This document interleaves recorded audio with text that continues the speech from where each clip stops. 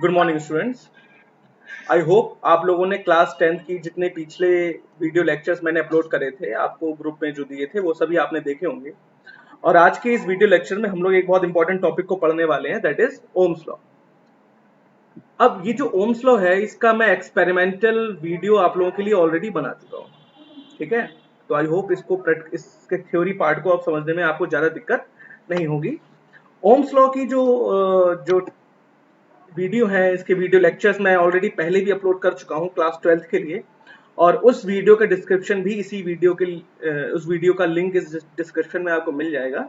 आप उस वीडियो को भी जरूर देखें, ठीक है। चलिए बात करते हैं ओम्स लॉ की।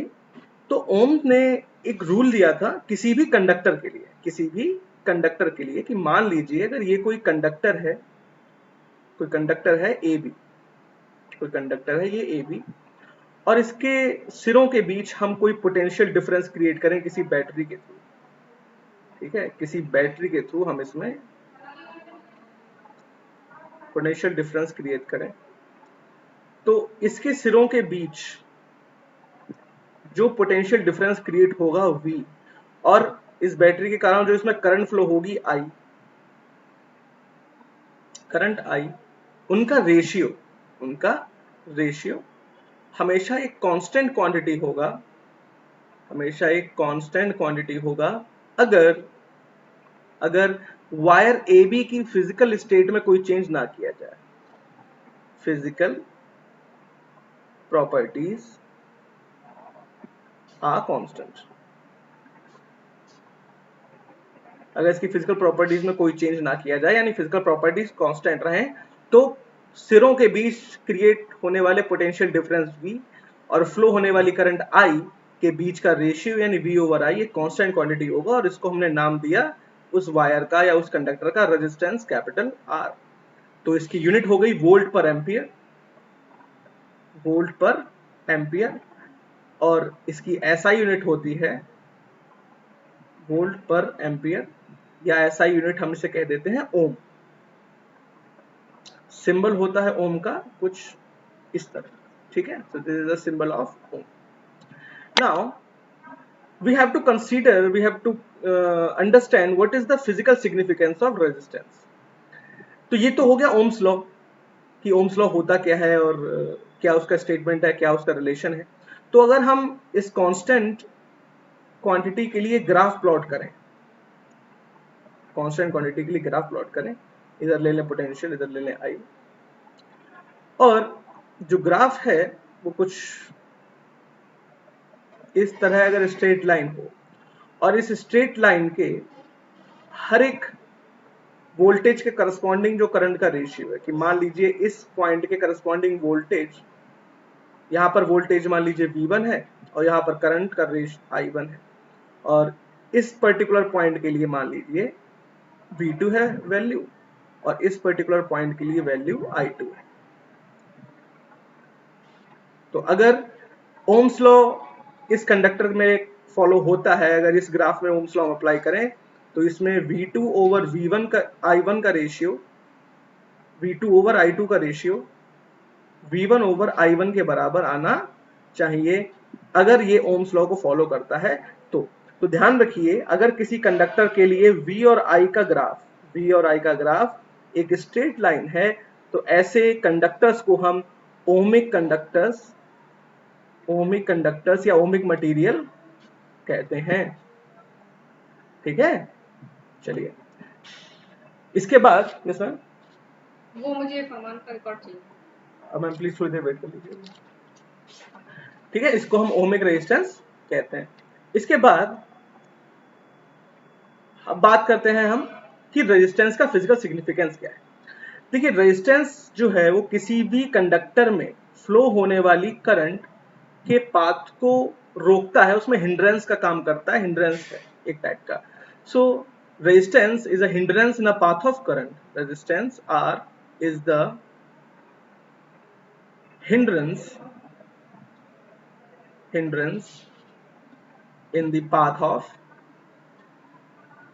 electric current,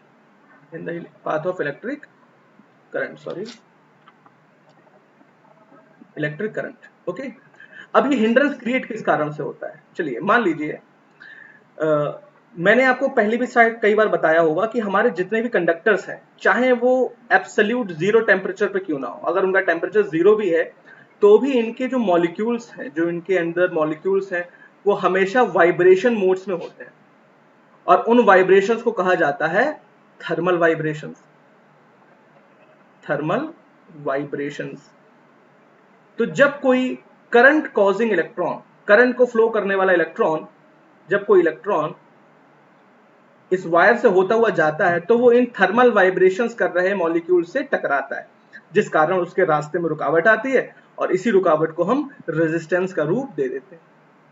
तो ये जो थर्मल वाइब्रेशंस हैं, basically these thermal vibrations are responsible for the existence of resistance in any type of conductor. और चूंकि किसी भी टेम्परेचर पर थर्मल वाइब्रेशंस तो होंगे, so no matters what was the temperature of your conductor, there will be a resistance definitely present over there। और इसी से हमें ये भी पता चलता है कि अगर किसी वायर का टेम्परेचर बढ़ा दें, अगर किसी वायर का टेम्परेचर हम बढ़ा दें, सपोज इसका T1 से हम T2 कर दें, T1 से T2 कर दें, where T1 is smaller than T2, यानी T2 टेम्परेचर ज्यादा है, T1 टेम्परेचर कम हो, तो टेम्परेचर बढ़ाने से होगा क्या, इन थर्मल वाइब्रेशंस की जो फ्रीक्वेंसी है वो बढ़ जाएगी। फ्रीक्वेंसी ज्यादा होने के कारण आने वाले इलेक्ट्रॉन से और भी ज्यादा कोलिजन होगा, और भी ज्यादा रुकावट क्रिएट होगी, यानी रेजिस्टेंस बढ़ जाएगा।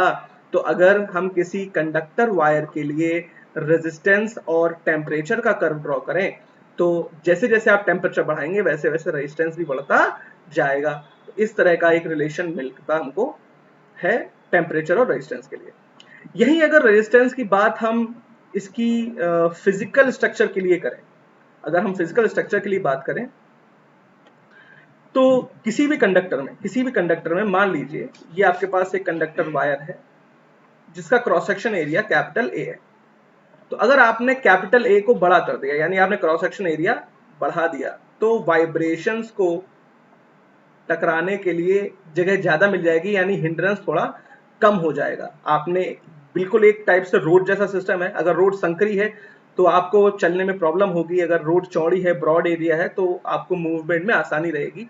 यानी अगर आपने किसी वायर का रेजिस्टेंस, अगर वायर का एरिया बढ़ा दिया है तो उसका रेजिस्टेंस कम हो जाएगा, यानी एरिया के लिए रेजिस्टेंस का ये रिलेशन है, that is resistance inversely proportional to 1 upon area.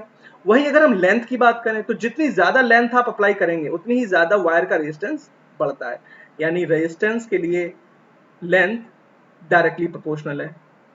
अब इन दोनों इक्वेशंस को अगर आप कंबाइन करें तो रेजिस्टेंस का एक फॉर्मूला आपको मिलता है, that is R proportional to L upon A। on removing the sign of proportionality, R equals to rho L upon A, where rho is the resistivity of the material, where rho is the resistivity of material। ये rho क्या है, हमारी resistivity है। और ध्यान रखिए resistivity हर एक material के लिए एब्सोल्यूट रहती है। गोल्ड के लिए अलग रेजिस्टिविटी होगी जो कि कांस्टेंट है, आयरन की रेजिस्टिविटी अपनी कांस्टेंट है, सिल्वर के लिए अलग है, हर एक मटेरियल के लिए अलग अलग रेजिस्टिविटी वैल्यूज होती हैं। और जब हम किसी वायर के स्ट्रक्चर में चेंज करते हैं तो उसकी रेजिस्टिविटी चेंज नहीं, उसका रेजिस्टेंस चेंज होता है।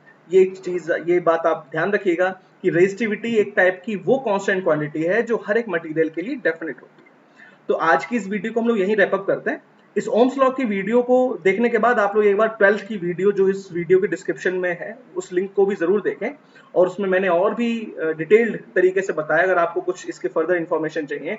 फिलहाल 10th के पर्पज से आपके लिए इतना सफिशियंट है that what was the cause of resistance. तो कॉज ऑफ रेजिस्टेंस के लिए थर्मल वाइब्रेशंस और रेजिस्टेंस किस तरह लेंथ एरिया पर डिपेंड करता है, वो ये सब मैंने अभी आपको बताया। आई होप ये चीज आपको समझ में आ गई होगी। तो अगर समझ में आ गई है तो प्लीज कमेंट बॉक्स में कमेंट कीजिए, अपनी क्वेरीज पूछिए, वीडियो को लाइक कीजिए, शेयर कीजिए and please subscribe the channel. Thank you very much.